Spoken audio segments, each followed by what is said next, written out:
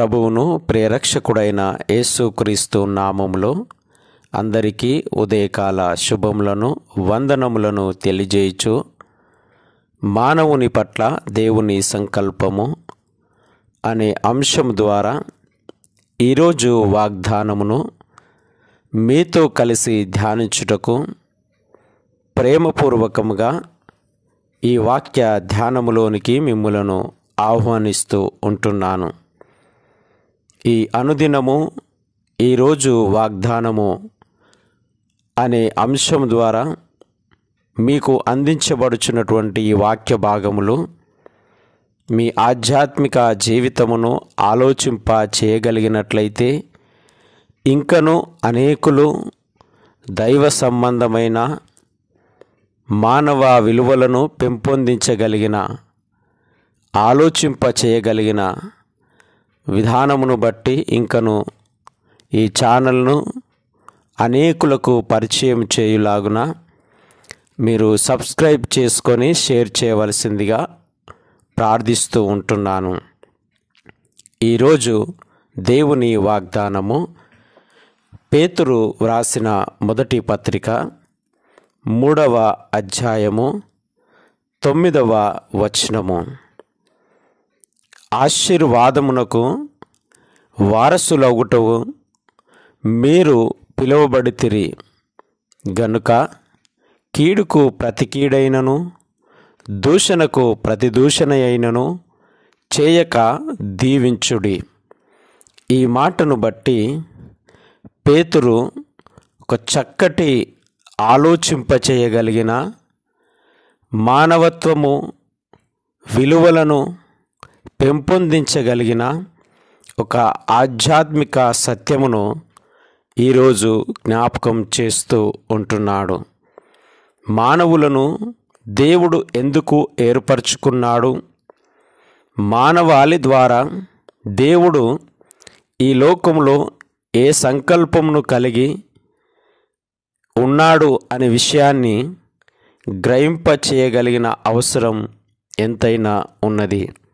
ఎందుకనగా ప్రస్తుత ప్రపంచంలో మానవాళిని గమనిస్తే ఎక్కడ చూసినా కీడు చేయడము, దుర్భాషలాడడము, అవమానించడము, పగ ప్రతీకారాలతో నింపబడము, నిందించడము, ఇలాంటి రోజులలో ఇలాంటి పరిస్థితులలో మనం జీవిస్తున్నటువంటి ఈ భయంకరమైనటువంటి పరిస్థితులను మనం చూస్తూ ఉంటున్నాం. తద్వారా మానవుల మధ్యన సహనము కోల్పోయి హింసలు, దాడులు జరగటము, ఐక్యత, సహవాసము, మానవ సంబంధాలు దెబ్బతినడము, కుటుంబ విలువలు దిగజారిపోవడము, సమాజము, మానవ జీవితము అనేది విచ్ఛిన్నము చేయబడి కీడు, చెడుతనము మాత్రమే మానవాళిని ఏలేటటువంటి దుర్భర పరిస్థితులలోనికి మానవుడు దిగజారుతున్నటువంటి ప్రపంచంలో మనము జీవిస్తూ ఉంటున్నాం. ఇలాంటి సందర్భంలో ఈరోజు వాగ్దానమును గమనిస్తే ప్రభువైన యేసుక్రీస్తు యొక్క శిష్యుడైన పేతురు తన మొదటి పత్రికలో విశ్వాస సంబంధమైన మానవత్వమును మేల్కొల్పగలిగిన ప్రేమ, సమాధానము, ఐక్యత, సహోదర భావము మొదలైన విషయాలకు విఘాతము కలిగించకుండా విలువలను పెంపొందించుకొనుచు మానవత్వమును కలిసి జీవించుట కొరకైన చక్కటి మాటలను ఈ వాక్య భాగంలో మన జ్ఞాపకం చేస్తూ ఉంటున్నాడు. మొదటిగా మానవుని పట్ల దేవుని సంకల్పము ఏమిటి అంటే మానవుని దేవుడు ఆశీర్వాదానికి వారసులగుటకే పిలిచి ఉన్నాడు. కీడుకు ప్రతి కీడు చేయడానికి కాదు.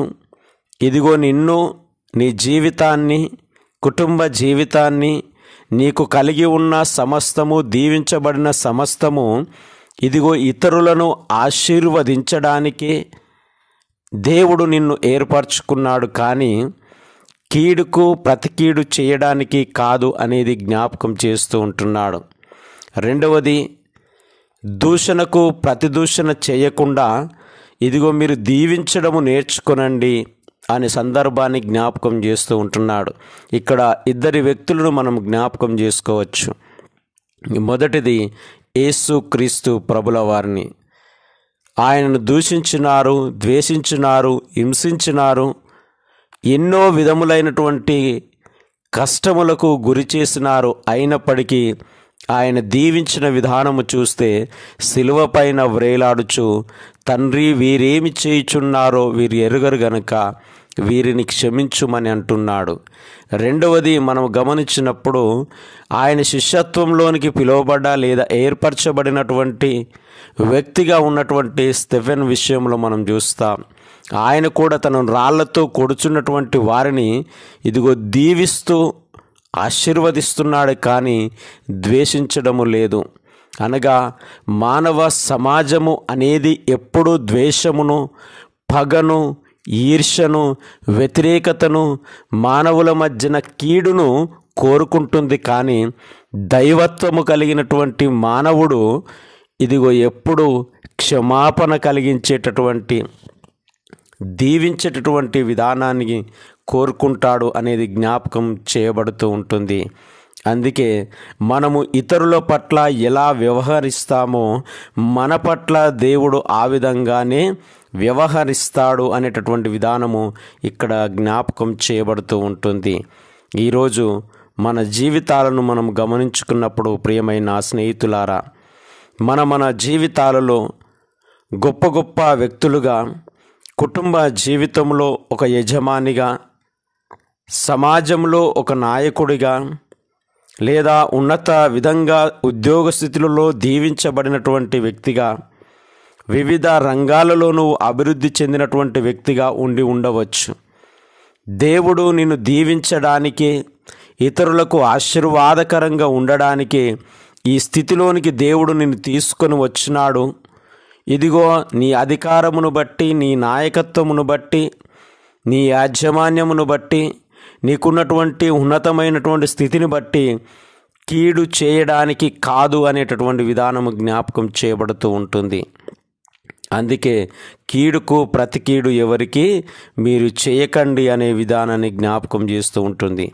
నీవు దీవించడానికి ఆ స్థితికి వచ్చినావు, నీవు ఆశీర్వదించడానికి ఆ స్థితికి వచ్చినావు, నీవు ఇతరులకు మేలు కలగ చేయడానికి ఆ స్థితికి వచ్చినావు, నీవు ఉన్నతమైనటువంటి విధంగా దీవించబడ్డావు అనే విషయము ఇక్కడ జ్ఞాపకము చేయబడుతూ ఉంటున్నది.